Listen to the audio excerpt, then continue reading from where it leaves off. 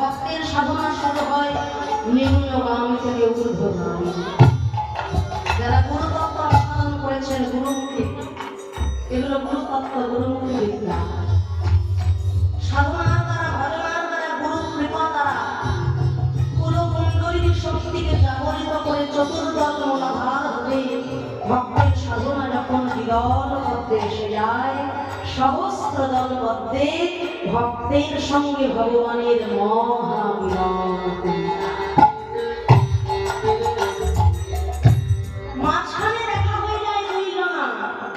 ভক্ত সাধনা করতে করতে ঊর্ধ্বগামী হন, ভগবান কৃপা করতে করতে নিম্নগামী হন। ভগবানের কৃপা আর ভক্তের সাধনা দুটি তত্ত্ব। ভক্ত সাধনা করতে করতে ঊর্ধ্বগামী হবে, আর ভগবান কৃপা করতে করতে সহস্র থেকে নিম্নগামী হবে। আর এই মাঝখানে ভক্তের সঙ্গে ভগবানের আত্মার সঙ্গে পরমাত্মার মহামিলন চক্র।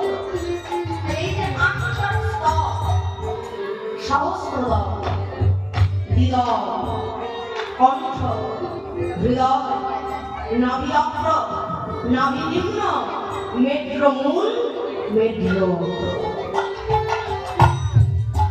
এই আট তলা, এই আটখানা স্তর আমার দেহ বাড়িটা। তা আটতলা এই দেহ বাড়ির দরজা আর নখানা। দরজা নয়টি কি কি?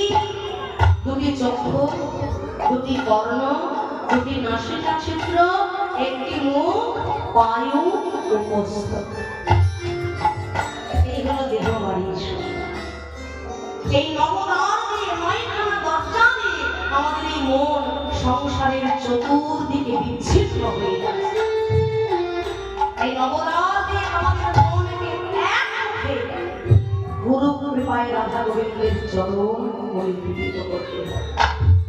বলছে সারা জীবন তুমি খাঁচার যত্ন করলে ভাই, কিন্তু খাঁচা ছেড়ে যদি তোমার প্রাণ পাখিটা একবার হয়ে যায়, এই খাঁচার যে কোনো মূল্য থাকবে না। সেই কথা কি তুমি একবারও ভেবেছ?